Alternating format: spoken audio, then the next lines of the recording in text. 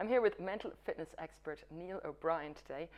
He has worked with top professional sports people across the different sporting spectrums, including golf, football, rugby, GAA, many more. Tell me, what about the differences between self-confidence and resilience? What do they have to do with each other? Resilience happens first, so that's like we're rebuilding after a setback. And then when you start to feel better, then now you're moving into the area of confidence. So you do the basics first, and then you get into kind of some more advanced stuff. Darren Clark last year contacted me in the middle of the golf season, literally on his way to the first tee in the Portuguese Open. He said, Neil, I'm on the tee in an hour. I've lost total confidence in my putting, vital part of my game. Can you give me something now on the phone that I can use from an hour from now that's going to help? Yeah. So I had to talk about, well, you know, when you take action, that creates confidence. So when somebody loses confidence, it means that they've stopped doing something. So I said, well, Darren, you know, one question would be, what have you stopped doing in relation to your putting? And he said, absolutely. He said, you've got it in one. He said, I've stopped doing a particular routine, you know, like a habit I would normally do before I put. I've stopped doing that. Brilliant. I'm going to do that for the next 4 days. Let's see what happens. And he became 7th in the Portuguese Open, having not have a top 10 finish all year. There you go. People are creatures of habit. So tell me about self-discipline and self-confidence. How do they run side by side? Yes. Does one need the other? Absolutely. The more disciplined you are, and the better you become at taking action on a regular basis, the more confident you become then. So they need each other. When our confidence goes into decline, then we start to stop doing things, as I mentioned earlier. But the starting point in all of this then really is that first competency I mentioned, which is the self-confidence and self-belief, which is how high are you prepared to aim, how far are you prepared to take something, you know, the event that you're involved with. And that raises the issue of the difference between wanting something and expecting something.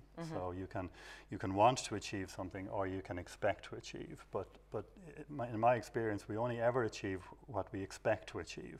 What we want is just like something that's easy to say. When I met Nafina, senior Dublin Gaelic football team a few years ago, I asked them those two questions. What do you want to get from the championship this year? And they gave me all the good answers. You know, we want to be a success, we want to win and all that. I said, that's fine. I said, what, however, do you expect is going to happen? And straight away they lowered their sights. They said, well, a good run or a semi-final, whatever. And that was the promise we made to each other, is that you only ever get the result you expect to get. Exactly the same in business too, by the way. So we developed within that team this spirit of high expectations for ourselves and from each other. It really works in business too. I mean, you know, Steve Jobs and Bill Gates, these are people who expect an awful lot from themselves. They expect to be successful, and they expect a lot from each other. So those kind of high standards then permeate totally throughout the team or the organization. That would be a very Irish thing, wouldn't it? To expect to do all right and not embarrass ourselves. Exactly. I think we settle for that very often. Just doing a good show is a success. You know, getting to the Olympics is the result rather than trying to win something. So it is part of our psyche. So expecting to succeed is quite a simple idea, but it seems to be difficult to do for Irish people, though. It seems to be it's like we're a small nation, we don't deserve to win. Yeah, I mean, there's a million reasons why we can't win anything.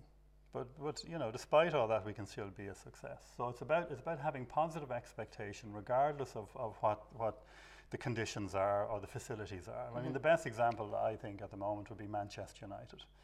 They expect to score a goal in the dying moments of a match if they need to. So everything is calm and they're following a plan, but they still have this expectation. And in actual fact, I believe, if you watch it closely, the team they're playing against also expect them to score a goal. So they're kind of hanging back, almost waiting for something to happen. So it's positive expectation is really important.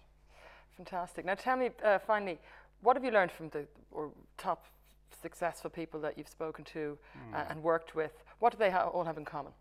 They all have one thing in common, that is the ability to follow a dream, the ability to think big and do something about it. Fantastic. Simple as that. Thank you very much, Neil O'Brien, a mental fitness expert we were speaking to today.